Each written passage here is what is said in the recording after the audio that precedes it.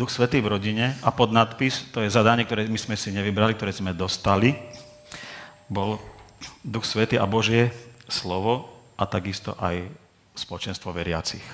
A kľúčový text, ktorý nás v tomto vedie dnes, je ten známy z 2. listu Timotejovi, 3. kapitola 14 až 17, keď oslovuje Pavol Timoteja: Ty však zostaň v tom, a hovorí to dospelému človeku, dospelý mladý muž, čomu si sa naučil. To znamená, že ho niekto učil, niekto sa o neho staral ako mladšieho. Čo ti je zverené? Veď vieš, od koho si sa to naučil. Že boli to reálni učitelia. A pretože od detstva poznáš Sväté písma, ktoré ti môžu dať múdrosť na spásu, a to vierou Ježiša Krista. Že o čo ide v tom vyučovaní? V živú vieru Ježiša Krista. To je cieľ kresťanského vyučovania. Celé písmo je Bohom vnúknuté a užitočné na učenie, karhanie, nápravu a výchovu spravodlivosti. Aby bol Boží človek dokonalý a pripravený na každé dobré dielo. Tento text som mal v pozadí svojej mysle, keď som sa pripravoval na tento seminár. A tento text, koncentrovaný na evanjelium, je aj v tejto knihe Evanjelium v centre manželstva. Tiež je to z produkcie Reformácie, alebo Evanjelium v centre rodiny. Vy, čo hovoríte a čítate anglicky, tak ten anglický originál je trošku lepšie formulovaný, že Gospel-centered family. Gospel-centered marriage. To znamená rodina zameraná. Boh, trojediný Boh uprostred, z neho to vychádza a k nemu to aj smeruje. Teda nie Boh na prvom mieste, čo je dosť lákavá predstava. Boh nie je naša priorita. Boh je všetko. Boh je centrum, z neho vychádza môj život fyzický, môj duchovný a všetko ostatné, budem o tom hovoriť, ale k nemu to aj smeruje. On je alfa i omega.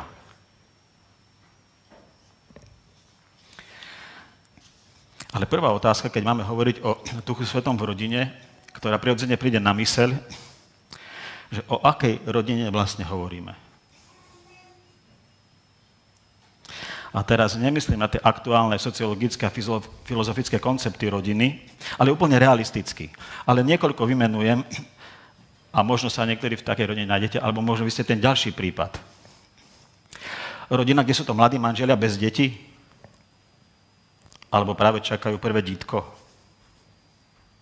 Alebo sú to manželia, čo už majú malé deti. Alebo majú tínejdžerov. Alebo majú vysokoškolákov. Alebo dokonca majú doma mama hotel. To je zase iný typ rodiny však. Alebo sú to starí manželia, ktorí sú sami, alebo starí manželia, ktorí žijú s deťmi. Tiež typ rodiny. A ďalší typ rodiny. Sú obaja manželia veriaci? Alebo je veriaci len muž, alebo len manželka, žena? A čo ak to je rodina s jedným rodičom? Po ovdovení, po rozvode, alebo slobodná matka? Môže to byť rodina profesionálneho kazateľa alebo služobníka cirkvi. Zase iný typ rodiny. To rýchle zistili naše deti a náš syn Šimon, to je ten starší, si dáva v svojom Gmaili takú skratku, že PK, že Pastor's Kids. Ja som zvláštna sorta, on hovorí. Som postihnutý. Môže to byť rodina s vlastnými deťmi alebo rodina s osvojenými deťmi. Opäť iný typ rodiny. Ďalej, môže na ňu vplývať to, že v akom cirkevnom spoločenstve táto rodina žije. V takom pulzujúcom alebo upadajúcom. Povedané tak trošku drsne, v ľudovej cirkvi alebo taká free evangelical. A možno posledný typ, ktorý mi prišiel tak rýchlo na myseľ, že v akom prostredí vyrástli tí rodičia, tí manželia? Vo veriacom alebo v neveriacom? Takže vy možno máte aj ďalšie varianty proste rodín. A rodiny majú rozdielne veľkosti, rôzne podoby. Taký štandard západný je, že muž, žena a 2,5 dieťaťa.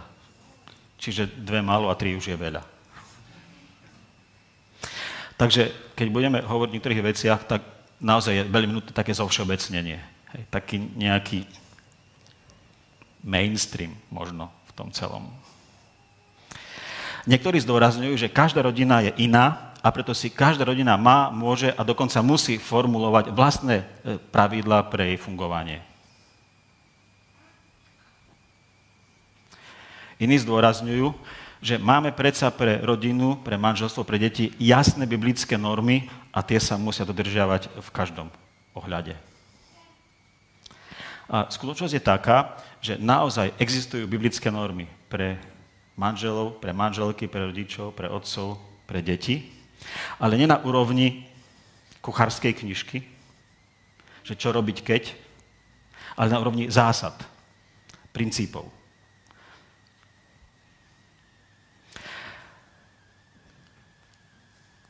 Ako si my definujeme zdravý rodinný život duchovne? Spočíva v tom, že rodina je súčasťou Božieho príbehu alebo Božej misie a dovoľuje, aby Božia dobrá správa, teda evanjelium, formovalo hodnoty, postoje, správanie všetkých jej členov.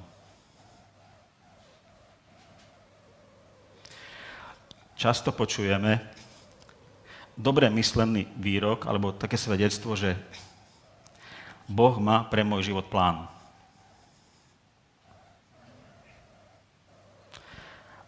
Ale nie je to trošku posunuté nesprávnym smerom? Nie je to tak, že on chce, aby ja som bol v jeho pláne. Ak má nejaký plán, tak to je ten, že ty buď v mojom pláne. Lebo celý svet od stvorenia až k osláveniu, k novej zemi, novému nebu smeruje k tomu, že Boh realizuje svoj plán. A toto je známka zdravej rodiny, že my sme tu súčasťou Božej misie, Božieho príbehu. A aby sa toto dialo, tak práve v tom je práca Božieho ducha. A dielo ducha je veľmi komplexné a my sa tu už tým zaoberáme druhý deň a ešte sa budeme zaoberať dnes a ešte proste zajtra. A dielo ducha je také komplexné, také široké, ako je dielo Otca a dielo Boha Syna. Lebo oni pracujú ako tá nebeská rodina. Ideálne partnerstvo, ideálny vzťah. Takže duch sa zúčastňuje na všetkom, čo koná Boh Otec a Boh Syn.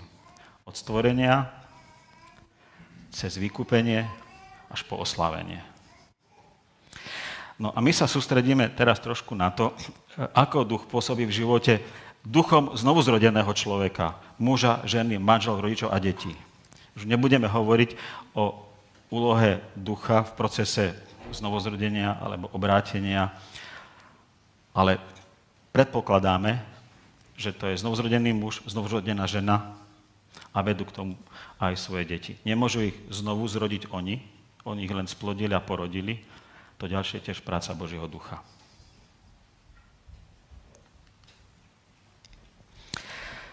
Úloha ducha všeobecne, len v rodine, u každého človeka v cirkvi je taká trojita. Prvá je, že nám sprostredkuje Kristovu prítomnosť. Aj keď Ježiš nie je telesne s nami, fyzicky, duch v nás buduje vedomie, že on je predsa s nami. A nám pripomína ten Ježišov sľub, že to je realita, ktorá sa proste uskutočnila. Keď Ježiš hovorí, ja som s vami, ja vám pošlem svojho ducha. A zároveň nám pripomína, že Ježiš, ktorého veríš, to je ten, ktorý kráľuje a ktorému daná každá moc. A že to nie je len slovo potešenia, ale to je uistenie, že to je proste fakt. A duch nám pripomína Božiu milosť, Božiu lásku, Božiu záchranu a adopciu práve vďaka dielu Ježiša Krista. To je proste práca ducha. A uisťuje nás, že nás nič nemôže odlúčiť od jeho lásky. To je tá prvá jeho práca. Druhá, nie je len informujúci a vyučujúci, ale je aj formujúci, transformujúci, regenerujúci. A to nás tak pretvára do podoby Ježiša Krista. Krásne je to opäť v liste Rimanom, tá povestná 8. kapitola, ktorá sa to tiež už opakuje druhý deň, že to je Boží zámer, aby sme boli podobní obrazu jeho syna, aby sme v tej nebeskej rodine raz sa všetci na Krista podobali. A to je úloha Ducha Svätého. Robí nás svätými a posväcuje nás. To je téma zajtrajška, Duch Svätý v posvätení. Budeme sa tomu venovať viacej. A to, čo dnes budem hovoriť spolu s Ankou, tak je ako keby taká aplikácia toho, čo je zajtrajšie vyučovanie. Duch Svätý nás spôsobí to, že Ježiša ochotne napodobňujeme a ochotne poslúchame. Tretia služba, všeobecná, a to sa netýka, hovorím, len rodiny, to sa týka každého proste kresťana, to sa týka aj cirkvi. K tomu, aby sme uverili, kto je Ježiš a čo nám slúbil, používa Duch Svätý Božie slovo. On ho inšpiroval, to je také latinské slovo, a on je zároveň aj, teraz si dovolím iné slovo latinské, iluminátorom, nie iluminátom, rozlišujeme, iluminátorom, osvetľovačom Božieho slova, že nám umožňuje jeho zmysel, význam a zámer proste pochopiť. V Božom slove poznávame Boží charakter, Božie zámery, Božie činy a aj vysvetlenia Božích činov. Boh koná, ale on aj vysvetľuje, čo koná a prečo to koná. A aby sme tomu porozumeli, k tomu máme Božieho ducha. A to nie je celá práca ducha, preskočili sme veľa z toho, ale pre naše účely zatiaľ toto. A teraz sa pokúsim byť trošku viacej konkrétny. V rodine platí to pre muža, ženu, rodičov, manželov, manželky, deti, veľkých, malých, starých, mladých. Platí. Sme v kresťanskej rodine. Že máme sa učiť tomu, že nikto z nás nie je stredom sveta. V tom strede, v tom centre je trojjediný Boh skrze svoje slovo, skrze evanjelium, skrze svoje dielo. Nie je tam ani manžel, ani manželka, ani naše deti, ani naše manželstvo. A preto, znovu opakujem, Boh nie je priorita číslo 1, ale Boh je centrum proste všetkého. A počujme slova, ktoré hovorí Ježiš u Marka a cituje starú zmluvu. Počuj Izrael, teda počuj Božia rodina, počuj Božia cirkev, ktorá obsahuje množstvo proste rôznych ľudí. Pán, náš Boh, je jediný Pán. Nie je prvý a potom sú ďalší. Je jediný. Cez neho ide os tohto sveta. Preto ho budeš milovať celým svojim srdcom, dušou, mysľou a celou silou.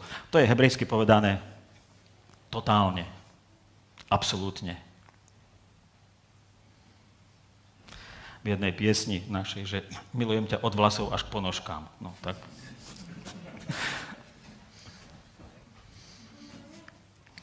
Tá biblická mluva je trošku krajšia, si myslím. A milovať budeš svojho blížneho ako seba samého.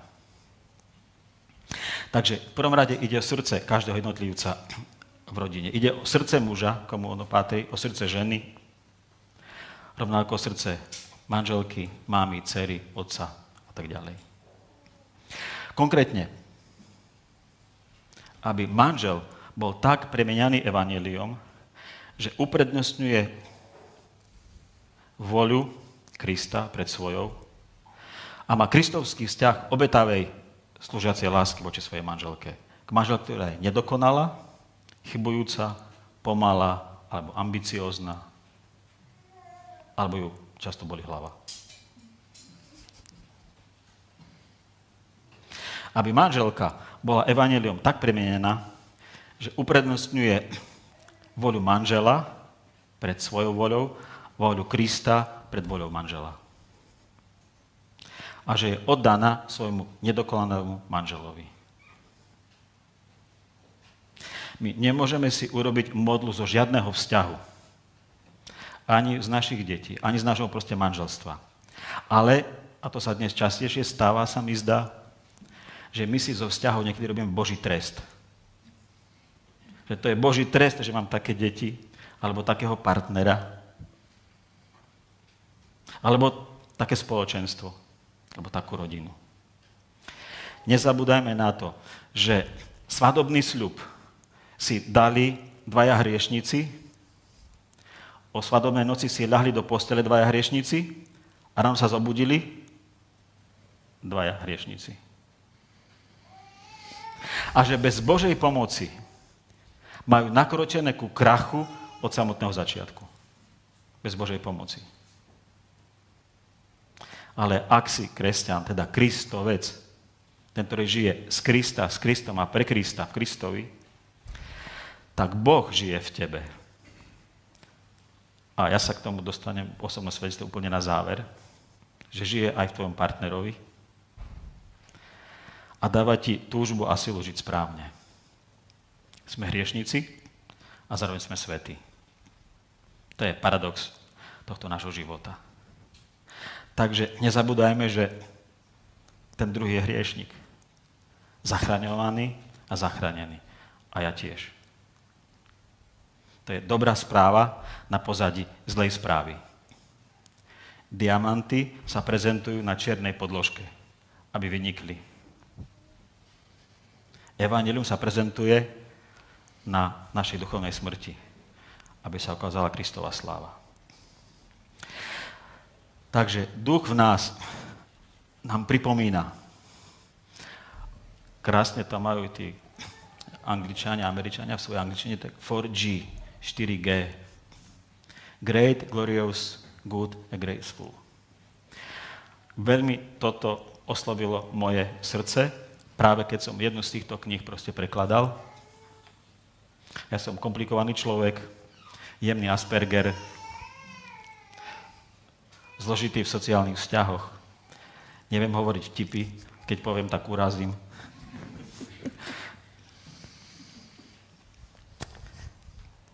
Ale svojmu srdcu som jeden celý rok pri každom rannom stišení hovoril toto. Štefan, Boh je veľký. Veľký znamená great, proste on to zvláda. Nemusíš mať všetko pod kontrolou. Boh je slávny. Je úžasný. Je velebný. Neboj sa druhých. To nemôže druhých zastrašiť. Boh je dobrý. Nehľadaj potešenie inde. To sú také veľmi krátke vety, ktoré nebudem rozvíjať, lebo čas nám to nedovolí. O tom potešení pre mužov, to, že si kupujú kabelky, aby mali nejaký pocit hodnoty. No a my klikáme na tie stránky, kde sú tie ženy bez kabeliek. My muži. Boh je dobrý, sa stará. A Boh je milostivý a nemusíš mu dokazovať, že si dobrý, ani si zúfať, že ti nie je pomoci. Takže nikto z nás nie je stredom sveta. Boh je stredom môjho života. Isté, Boh má viacej vlastností a charakteristík, ale tieto 4G pre takú ochutnávku proste a povzbudenie vášho života. Ďalšia praktická vec, to sú také tie hodnoty, ktoré by sme mohli v rodine pestovať. Rodičia sú pre deti učebnicou autority, lásky, pravdy a milosti. Okrem iného sú to charakteristiky Božie. Je autorita, láska, pravda a milosť. To sú charakteristiky aj Krista. Aj Ducha Svätého. No ale než budú rozumieť moje deti konceptu Ducha Svätého a Trojici, ktoré ani ja dobre nerozumiem, a neviem, to z vás to vie vyčerpajúco vysvetliť, potom nech sa prihlási, dostane bonus z toho knihkupectva. Než budú tomuto oni rozumieť, tak budú vidieť mňa a moju manželku. Čo to je autorita, zdravá, slúžiaca, čo to je láska, čo to je pravda a milosť. Anka možno môže teraz takú jednu skúsenosť zmieniť z našej rodiny, keď naši chlapci začali chodiť do školy a privedli si spolužiakov do našej domácnosti? Bývali sme blízučko pri škole, keď sme prišli do Levíc a takmer každý deň priviedli chalani svojich spolužiakov. Mali sme dom za rohom školy a často u nás boli veľmi dlho, hrali hry. Keď Števy prišiel domov, tak prvé, čo bolo, tak objal ma, dal mi pusu a spolužiaci našich chalanov vytreštili oči na plné pecky, že čo toto je. Môj ocko nikdy maminu neobjemia pred ostatnými. Asi sa obávali, že bude nasledovať potom bosku a objatí? To možno skôr vidia v televízii. U nás to tam nepokračovalo, ale to ich veľmi zarazilo, že máme taký, otec má k mame, alebo manžel k manželke, takýto jednoduchý, úprimný, jasný proste vzťah. Títo chalani stuhli. Fakt.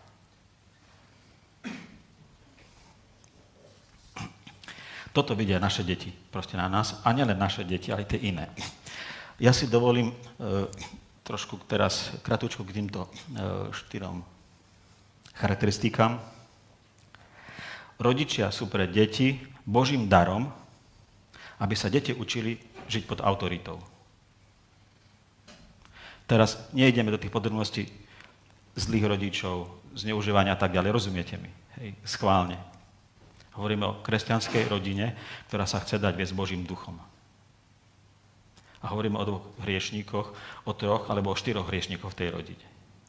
Ale ktorí dôverujú tomu, že ten, ktorý Krista vzkriesil z mŕtvych, Duch Svätý, aj nás kriesi k novému životu. Už tu, teraz, k novému charakteru, lebo chce v nás mať obraz Kristov. A toto pripravuje deti na to, aby rešpektovali aj ďalšie autority v živote. A to budú učitelia, to budú ich zamestnávateľia, to budú ich kolegovia, nakoniec to budú ich životní proste partneri. Takže sme ich darom pre nich, lebo ak sa nenaučia deti rodičov rešpektovať a poslúchať, budú mať v živote problém. A vy dobre viete, že mať autoritu je výsada aj veľká zodpovednosť. A vlastne to, čo ďalej budeme hovoriť, tak to je vlastne, ako tú autoritu, lásku, pravdu a milosť v rodine proste pestovať. V tom sa vlastne teraz ďalej posúvame. Láska, extrémne sprofánované slovo, vďaka popkultúre, ale ja si dovolím jednu krásnu definíciu, ktorú som, myslím, kedysi čítal v časopise Etos. Veľmi, veľmi dávno. Láska, alebo milovať, znamená spoznávať skutočné potreby druhého a usilovať sa ich aktívne naplňať. Nenašiel som lepšiu definíciu toho, čo to je milovať, ako toto zatiaľ. A opäť, ak niekto máte, príďte, bude bonus. Láska, alebo milovať, znamená spoznávať skutočné potreby druhého, nie domnele, skutočné, a aktívne sa ich snažiť naplňať. Pre deti je láskavý vzťah medzi rodičmi, školou a vzorom takých láskavých vzťahov. Ale ešte také jedno upozornenie, nemýlime si lásku s dôverou. Láskou sme povinní, ešte aj ku nepriateľom. Nielen ku nepríjemnej manželke či manželovi, alebo ku nevydareným deťom. Láskou sme povinní, ale dôveru si musí ten druhý zaslúžiť. To je tiež na dobrú diskusiu. Ja to teraz nechám len tak. Premýšľajte o tom. Pravda. To znamená otvorený, nepokrytecký život. Hľadáme v rodine správnu cestu a nie ľahšiu cestu. To znamená priznať zo strany rodičov pred sebou, ale aj pred deťmi slabosť, nevedomosť, zlyhanie. Deťom sa ospravedlniť. Nie z pozície autority, ktorá už je zneužívaná, potlačiť to, že sme sa previnili. Hanka môže povedať, ako to zažívali naši chlapci, keď som im ukrivdil. A aké to mohlo byť pre nich oslobodzujúce, keď som povedal, syn môj, prepáč, ja som ti ublížil. To sa ľahšie povie 10-krát na modlitbe Pánu Bohu, ako raz vlastnému synovi. Ale keď to spravíte, tak vtedy sa buduje dôvera. Lebo ak krivdíme svojim deťom, tak strácame dôveru. A sa prestanú orientovať v tom, že či ich vlastne milujeme. Ale ak priznáme svoju chybu a slabosť, tak naopak zistia, svet sa nezrútil, keď môj otec priznal chybu a to je cesta aj pre mňa. Dôležité je dávať deťom odpovede. Na čokoľvek. Oci, viete, aká je najťažšia otázka? Prečo je voda mokrá? Prečo je voda mokrá? Ja som zažil opačný prístup od môjho otca. Mňa svet veľmi zaujímal. A veľmi častá odpoveď na otázky prirodzené, ktoré som počul v rozhovore v rodine alebo kde bola, ešte si malý, aby som ti o tom hovoril. To bolo ako keby mi dal ako facku. To bolo strašne nepríjemné. Ja som si nezaslúžil jeho odpoveď primeranú veku. To bolelo. Dávajte im odpovede primerané ich veku. Tým budujete dôveru, ale zároveň ich učíte pravdu aj poznávať. Milosť.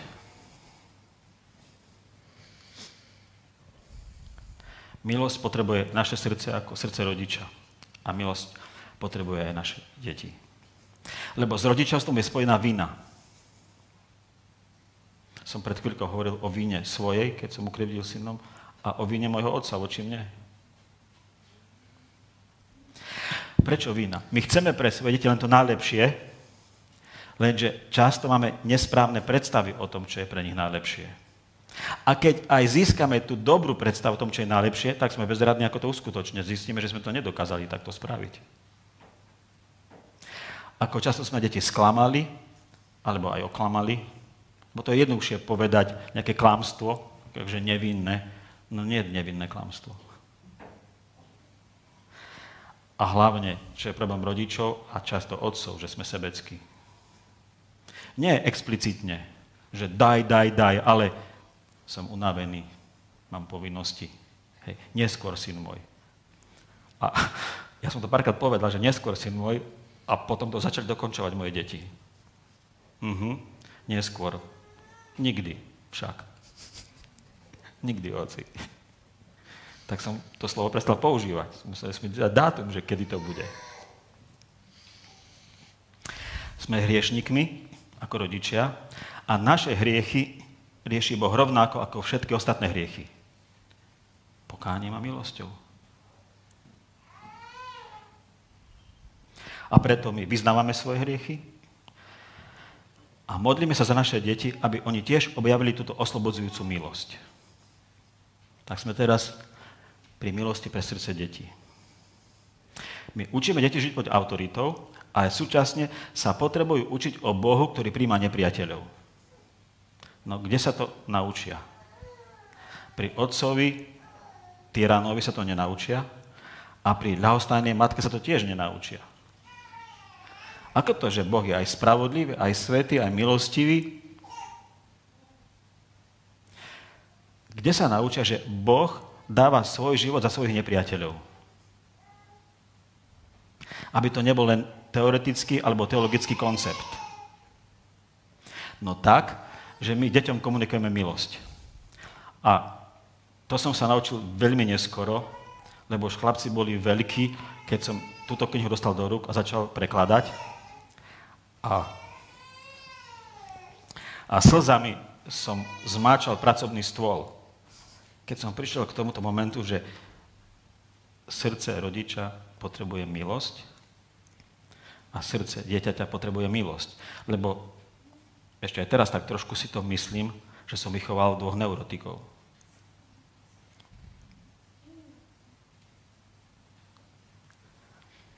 Lebo som sám nezakúšal tento typ oslobodzujúcej milosti, tak som ho nevedel poskytovať.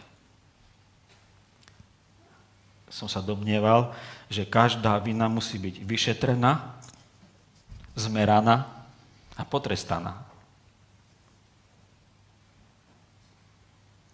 Ale aké to bolo, keď bola vina zistená, vyšetrená, zmeraná a potom povedané, máš milosť. Ja tú škodu znesiem. Či emocionálnu, alebo materiálnu, alebo vzťahovú. Synu, máš milosť. A teraz odpáľ, hej, nebude trest, ale máš milosť a poď, chcem ťa objať. Aby si vedel, že to je reálne. A mali sme potom takú zásadu v našej rodine, Anka môže pokračovať, že keď sa takéto prestúpenia, viny alebo hriechy takto vyrovnali, už či to bolo niekedy s trestom, potom prijatie, alebo s milosťou, čo to pre nás znamenalo do budúcna? Mali sme dohodu, že veci sa vyriešia, veci sa odpustia a viac sa k ním nevrácame my nikdy, jedine, že chlapci o tom chcú niekomu povedať. A to sme aj dodržiavali a oni si to veľmi cenili, že nejaké také ich prešľapy, keď boli vyriešené, my sme to už nikdy nevyťahovali na svet. Takže mali pocit bezpečia, že v pokoji môžu aj zlé veci povedať, lebo už sú vyriešené. Poznáte to prorocké slovo, alebo slovo proroka, to je, proroci sú Božie ústa, že hovorí Boh, že odnímem vaše viny, zahodím do hlbín mora a nikdy viacej nespomeniem. Toto môžu zažiť naše deti, keď toto spravíme pri ich prestúpeniach. Potom prejdú roky a oni sa k tým svojim prešľapom radi vrátia, ale už to je humorná skázka proste v rodine. Hej. To už je taká legenda rodinná, ale nikdy nebola použitá, že no, sa ti to nejak na tom účte zbera. Hej. Sice bolo odpustené, ale ten účet nejako nie je vynulovaný, alebo že boli ponižení tou svojou skúsenosťou pred niekým iným. Nie. My sme nezabudli, tak ako Pán Boh nezabúda, lebo však on nemá v ničom nejaké obmedzenie, ale on to už s nami nerieši. To je proste vybavená vec. Takže my sa usilujeme meniť, máme usilovať meniť nesprávanie detí, ale meniť srdce detí. To je môj zápas s našim mladším synom. A to sme aj povedali. Matej, my sa to usilujeme, to už bol dospelák, ako zmeniť tvoje správanie, ale to je zlá cesta. Ak sa nebude meniť tvoje srdce, a to my už nedokážeme zmeniť, to môže práve Duch Boží, hej, tak budeš tým, kým proste si. A na to sa sústredíme, že čo my meníme, či správanie, to je tlak zvonku. Ako náhle ten tlak pominie, že deti budú väčšie, alebo budú mimo rodinu a budú pod iným vplyvom, tak si budú žiť podľa toho, čo je v ich srdci, lebo to je nezmenené. Ukážte deťom, že ich milujete nie preto, čo urobili alebo neurobili, ale preto, že sú. To bola jedna z vecí, ktorú som napriek tomu, že mám podozrenie na výchovu neurotikov, dôsledne sa usiloval im komunikovať. Šimon, mám ťa rád preto, že si. A nie, že si môj. Si. Si tu a si v okruhu mojej lásky. Preto ťa mám proste rád. A preto ma boli, keď ma klameš. Preto ma boli, keď dostávam zlé správy zo školy, trebárs. Hej. Preto ma boli, keď si bol agresívny alebo neochotný, ale ja ťa mám stále rád, lebo si. Aby si nemuseli lásku zasluhovať. Dôveru áno. A to odlišujte a povedzte, nemôžem ti dôverovať, lebo náš Matej. Ja som mal tú výsadu, že som bol veľmi skoro pri výpočtovej technike a mali sme doma prvý počítač písičko, čo dávno spolužiaci nemali ešte roky potom, lebo som robil v takej firme. No ale z toho vznikol návyk u nášho Mateja. Tak mal minútky, kuchynské minútky nastavené, že koľko môže byť na počítači. A jemu za každým ešte vždy ostávalo 10 minút. 10 minút. Ocko, ešte mám 10 minút. Pozri sa. Bola aj 2 hodiny, ešte mám 10 minút. No ja som mu nemohol dôverovať. vonkoncom. Ale stále to bol môj syn. Aj keď mal 10 minút, stále ešte do svojho limitu. Takýto čas, akože bol veľmi zvláštny. Pri tom prijavení milosti ukáž kríž. Toto Boh urobil pre mňa, povedz, a urobil to proste pre teba. A že milosť nie je ľahostajnosť, ale je platená vysokou cenou. A ja keď dávam tebe milosť, tak za to znášam dôsledky proste ja. Už či sa to týka povesti rodiny alebo nejakého iného poškodenia. Lebo Boh mňa miluje, že dal svojho syna. Takže ukáž kríž. A učte deti odpusteniu. Takže prosíte o odpustenie a prijavajte odpustenie. Tak, že keď sa stretnú oni s krivdou alebo s nepriateľstvom, tiež ich k tomu proste vedte. Čo znamená postoj odpustenia? Veľmi stručne si to otestujte. Postoj odpustenia nezávisí od toho, či niekto prišiel sa ti ospravedlniť. Postoj odpustenia závisí od toho, či si slobodný od toho, že ti niekto ublížil. A prejaví sa veľmi jednoducho, takto je taký test. Či sa vieš opakovane modliť za to, aby Boh aj tohto tvojho nepriateľa požehnal. Ak to môžeš robiť slobodne a túžiš, aby bol požehnaný, to bola, dovolte takú osobnú teraz spomienku v tomto, moja modlitba, Pane Bože, daj im tak dobré veci v ich živote, aby im už Štefan, Evin ani na mysl neprišiel. Nech už riešia veľkosť tvojho požehnania a nie proste, že ja som sa v ich živote proste objavil. Ak to vieš robiť opakovane, máš postoj milosti, odpustenia. A ak prídu prosiť odpustenie, tak môže dojsť aj k obnove, zjednoteniu a ďalšia cesta môže byť spoločná. Keď by aj neprišli, ty nie si poviazaný tým ich hriechom. Ešte vás máme, ešte ste pospali? Je to veľmi ticho. Tretia vec. Božie slovo, aby bolo v centre rodiny. To neznamená mať najstaršiu rodinnú Bibliu na stole položenú, ako archívny nedotknuteľný materiál. Aj tak to niekde môže byť. Ale budem opäť taký trošku praktickejší. Čo to znamená? Že Božie slovo má presakovať, ako by bolo pod povrchom všetkého. Že má presakovať do všetkého v našom živote. Je pod povrchom, ako keby ste na hladinu vody položili obrus. Hej? Tak nakoniec on to vodou nasiakne. Hej? Tak aby Božie slovo presakovalo do všetkého. Ako prakticky? Žijeme svoje životy.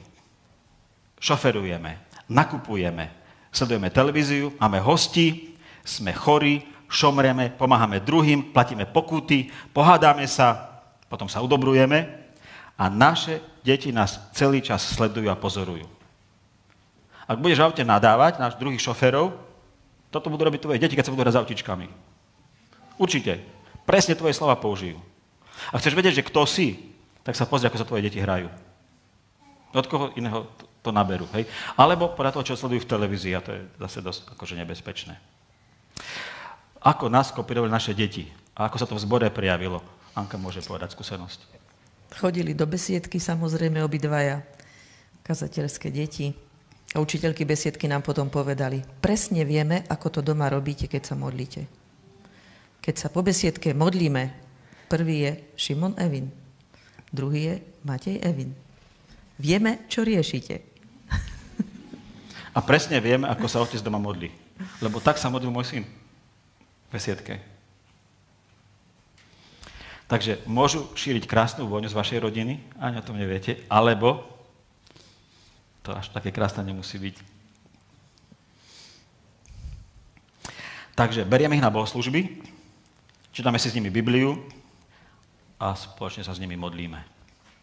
A teraz k tomu čítaniu Biblie na bohoslužbách. V levickom zbore je taký zvyk, že deti chodievajú do besiedky počas kázne. Sú na začiatku bohoslúžieb, kým sa spieva, sú nejaké dôležité oznámy alebo modlitby treba za niektorú službu a potom deti odchádzajú do besiedky. a naši tiež. Ale príde čas, keď sú deti 7., 8., 9. a zostávajú už na bohoslúžbách a je to pre nich niektorých komplikované tam vydržať. Naši neboli iní a porozumie tomu, čo sa káže, nebolo vždy také jednoduché, kým boli menší, tak ich Števy naučil. Otvor si príbeh v starej zmluve a čítaj si. Čo urobil Eliáš? Ako to bolo so Samsonom? Takže pre našich chalanov sa stala Biblia skvelou dobrodružnou knižkou, keď ešte nerozumeli tomu základnému na plné pécky, tak ako by sme si my prijali. Ale už boli zorientovaní. Biblia bola pre nich priateľka. Zrazu bolo aj zhromaždenie krátke, lebo ten príbeh nestihli dočítať. A cestou domov sme sa o tom mohli rozprávať, lebo doma. Hej? A doma si to ešte dočítavali jednoducho. Deti majú radi príbehy. Tak to bol taký jeden spôsob, ako ich s Bibliou proste zoznamovať a aby pre nich bohoslužby neboli nudné. Nech vedia, že si čítaš Božie slovo, že o ňom premýšľaš, že sa o ňom rozprávaš. Nech to vnímajú. A zároveň k tomu aj pozývaj a robte to proste spolu, ale nech to nie je drill. Alebo taký nemenný zákon, ktorý ide cez všetky proste akože okolnosti proste rodiny. Do toho poviem ja jednu skúsenosť z mojej rodiny.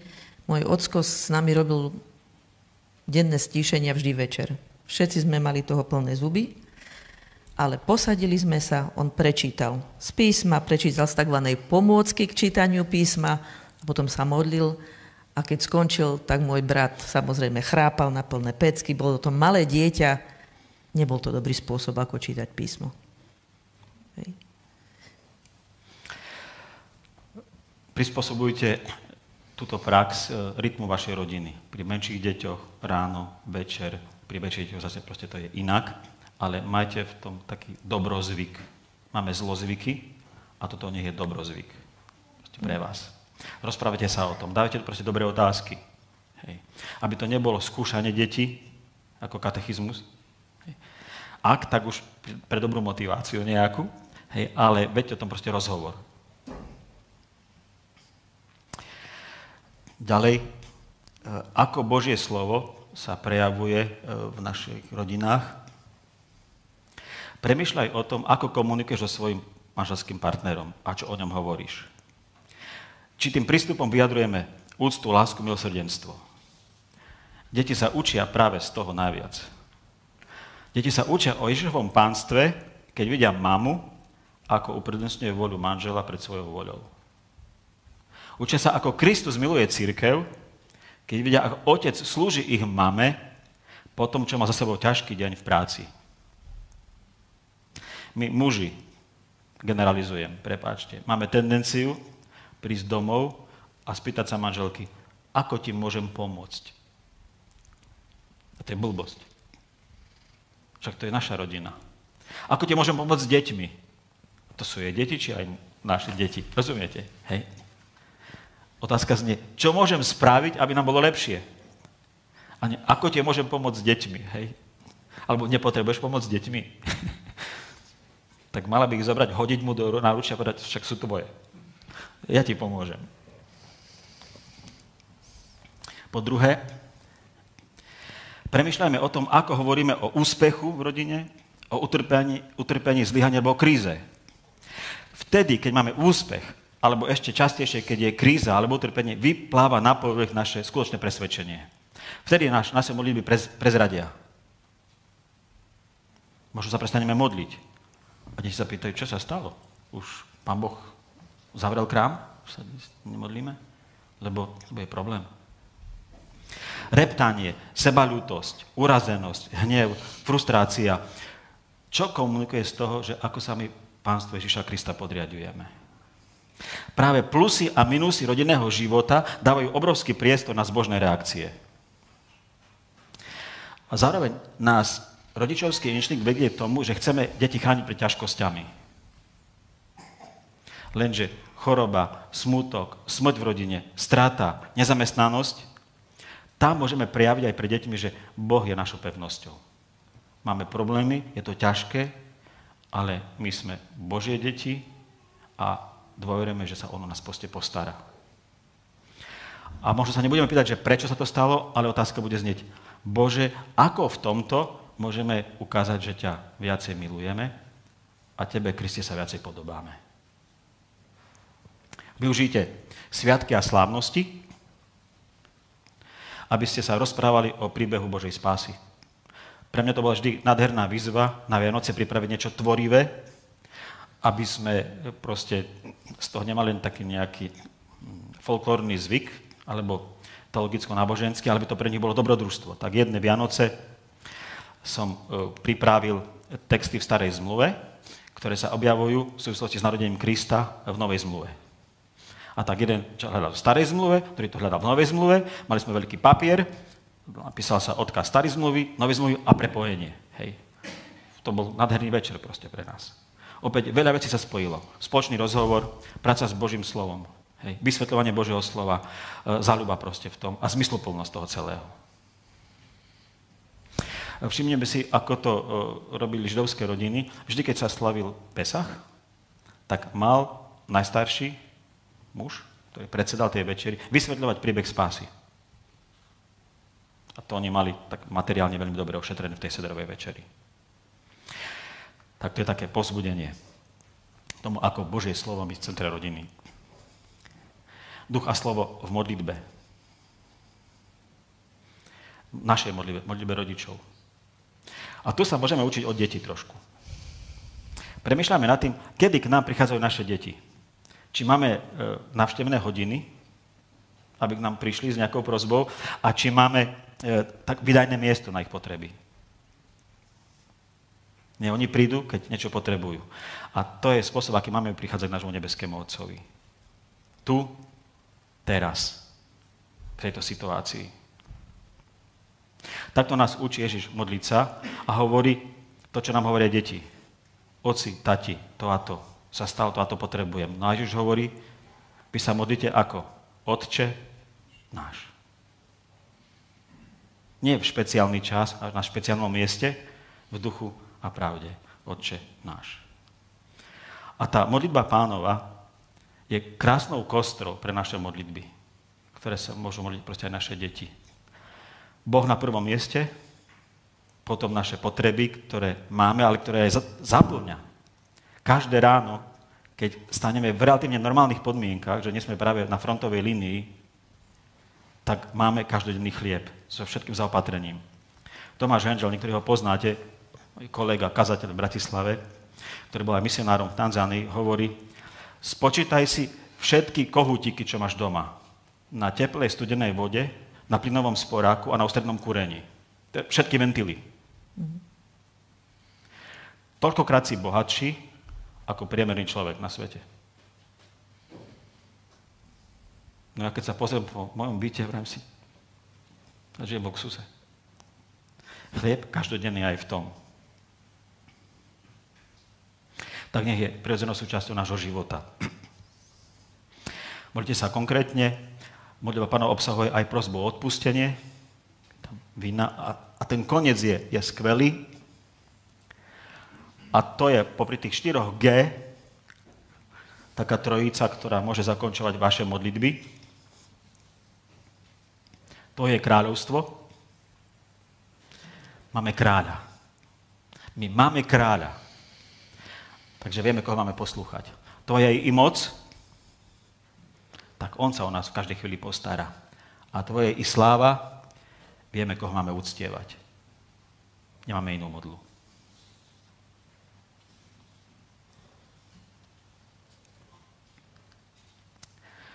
A posledná vec, my sme súčasťou 2 rodín.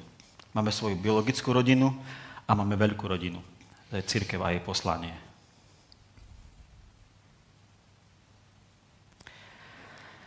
Takže teraz tak o drážkach to už len prejdem pre vašu inšpiráciu.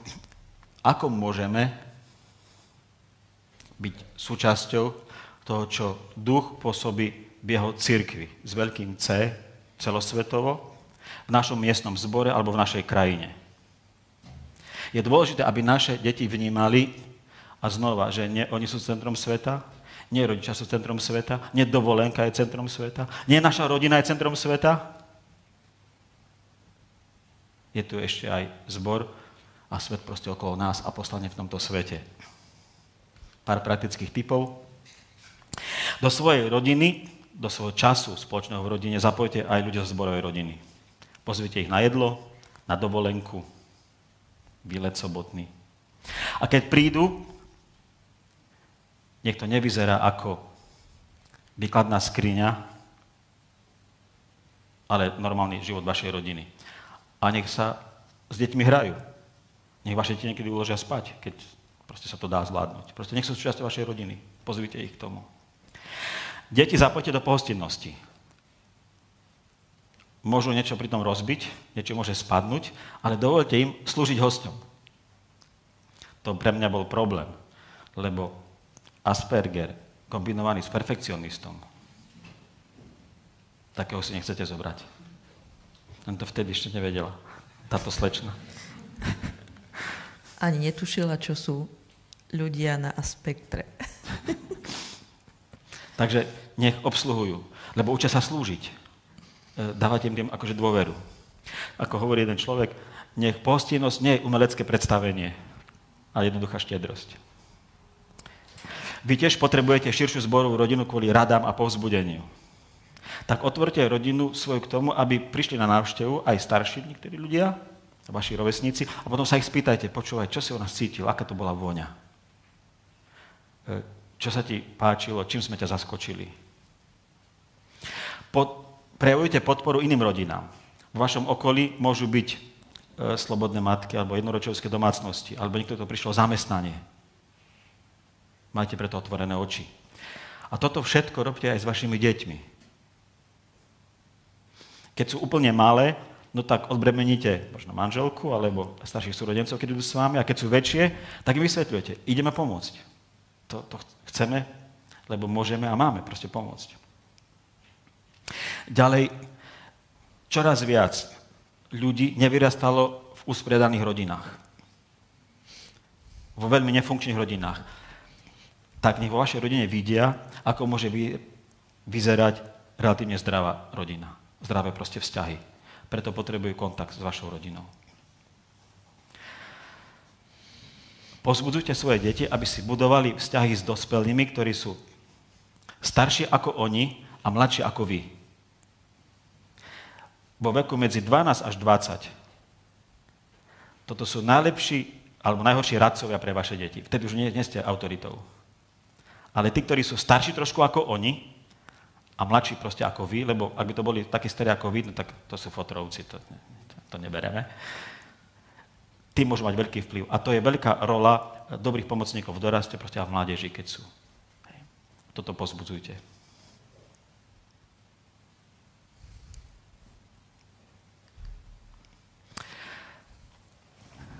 Čas sa nám naplnil a ja by som ešte vám prečítal jedno svoje osobné svedectvo. Nazval som to moja osobná, súkromná pneumatológia. Opäť nie je to pneumatika. Hej. Toto slovo tu padlo dnes asi raz zatiaľ, že pneumatológia to je časť teológie systematicky, ktorá sa venuje nauke o duchu svetom. Duch, grécky pneuma a pneumatológia, teda slovo o duchu. A toto svedectvo má 25 rokov dozadu. Boli to prvé letnice, keď sme sa presťahovali do zboru v Leviciach a boli sme 9 rokov manželmi. A ja som mal za rolu na tie sviatky letníc viesť zhromaždenie, naše bohoslužby. A po krátkom texte a výklade som vlastne povedal toto svedectvo, ktoré vám treba čítať, a vyjadruje to moju osobnú manželskú ako rolu manžela, čiastočne aj otcovskú pneumatológiu. Tak ak dovolíte, a tým zakončím, prípadne potom môžu byť otázky, ak bude ešte čas. Mali sme obaja tú výhodu, že sme od dňa svadby mali svoj vlastný byt. To bol dar od našich rodičov. Do nášho vzťahu nikto priamo nezasahoval. A počase sme zistili, a dlho to netrvalo, pár týždňov, že naše predstavy o druhom sú falošné. Predtým sme v horlivosti svojej zamilovanosti videli seba a druhého ideálne. Keď sme zistili, že s tým druhým nie je niečo v poriadku, tak sme to skúsili nejako vybaviť tým, že ideme druhého zmeniť. Výsledkom boli slzy, bolesť, zranenie a u nás veľmi tichá domácnosť. No ale tým naše chyby nezmizli. A keď sa objavovali nové, tak sme boli v pokušení nechať si svoj úsudok každý už len pre seba, aby sme druhého už viac nezraňovali. Už sme vedeli, že sú niektoré veci, ktoré druhého partnera rozčuľujú alebo mu ubližujú a o ktorých je lepšie nehovoriť, aby sa vzťah ešte viac nenarušoval.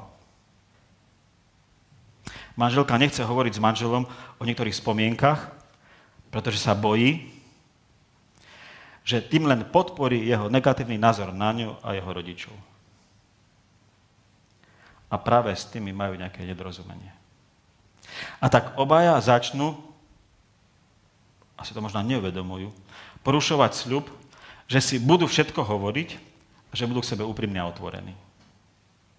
Stiahnu sa do seba a hovoria len o obyčajných veciach. A vlastne sa jasne odsudzujú. Na zvedavé otázky. Čo je s tebou? Už nič nehovoríš. Už nemiluješ. Cítim, že predo mnou niečo skrývaš, je položená vyhýbavá odpoveď.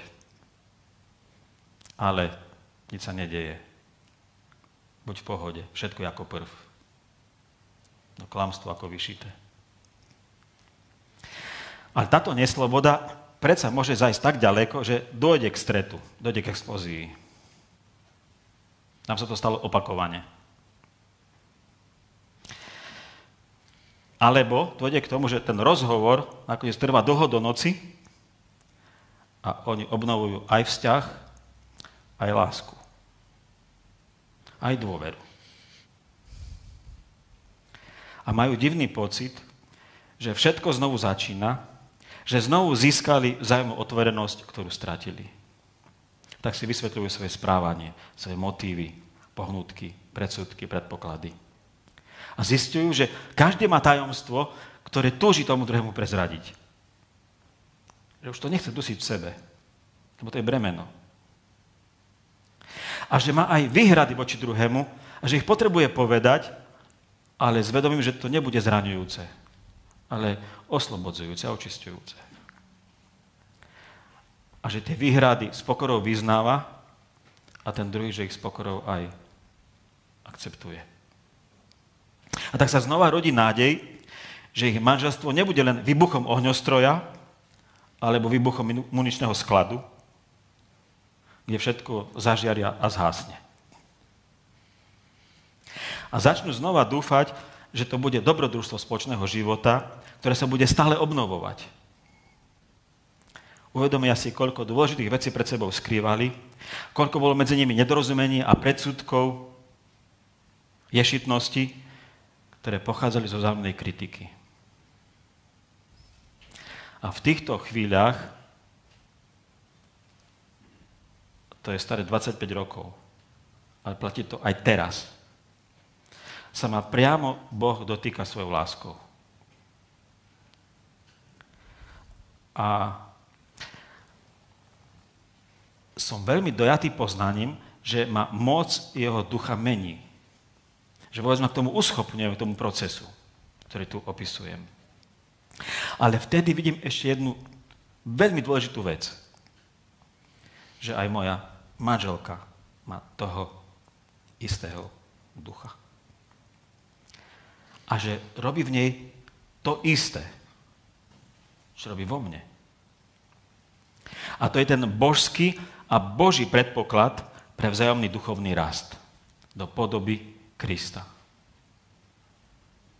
A vtedy sa spolu modlíme a spolu ďakujeme za splnené zasľúbenie Svätého Ducha v našich životoch. Kto iný by nám otvoril oči? Kto iný by nás uschopnil? Keď psycholog vám povie, odmeň sa, daj si pauzu, odsťahuj sa, postaraj sa o seba, lebo sa o teba nikto nepostará. Vtedy jasne vidím, že Boží duch je zdrojom nového života aj mocou k novému životu. A vidím tu ohromnú vec, že Boží duch je duchom obnovy, jednoty, pokoja, radosti. A z tejto veľkej krízy, z kritickej situácie sa rodí nová životná sila a nový životný postoj. Je tu už postoj opatrnejší, menej sebavedomý, na Bohu závislejší, pokornejší, ale aj verenejší a odovzdanejší. Lebo tvoje je kráľovstvo, lebo tvoja je ich moc, tvoja je ich sláva. A 4G proste k tomu. A veľmi ľutujem ľudí, ktorí nemajú tieto predpoklady. Chápem tragédiu poškodených vzťahov a životného chaosu. Ak by som mal o túto službu ducha prísť, tak život by sa pre mňa stal neznesiteľný. A preto ľudia zo zúfalstva robia zúfalé veci. Ak hovoríme o úlohe Ducha Svätého v našom živote, ja si s obľubou čítam Ježišove slova z Jana 14. A tu sme už asi 5. 6. krát pri tomto texte. A pre mňa znie zase toto tak veľmi silne. Neopustím vás, aby ste boli ako siroty, prídem k vám. Možno ste túžili ako deti, tak ako ja, aby aspoň raz sa prešiel Ježiš po vašej ulici. Mali ste takú túžbu? Ja som určite mal. Ten Ježiš z tých príbehov evanjeliových. No keby ja som tam mohol byť, kde bol ten Peter. Getsemane, to by sa mi veľmi nepáčilo, ale pri tom mori, pri tých rybách, pri tých chleboch, proste pri tom pohrebe. Keby raz, nie kvôli viere, ale kvôli tej skúsenosti proste s ním. Aby som naozaj s otvorenými ústami pozeral, tak, toto je on. Lenže on vedel a videl ďalej. A svoju obmedzenú telesnú prítomnosť zoslaním Ducha Svätého premenil na neobmedzenú duchovnú prítomnosť v našich životoch. On nie je pri nás. On je v nás. Nám dáva poriadok do 3 tých kľúčových vzťahov človeka. Dáva poriadok nášho vzťahu k Bohu, do vzťahov v rodine, ako som to ilustroval, a do vzťahov v cirkvi. Tam, kde je riziko stretov mnohých pováh, nátur, záujmov, tam je jeho duch garantom, že Kristovo telo v rodine aj v cirkvi bude rast do kvality aj do kvantity. A tak na záver si pripomenie znova tie jeho slova, ktoré hovorí Matúš 28. Ja som s vami po všetky dni až do konca sveta.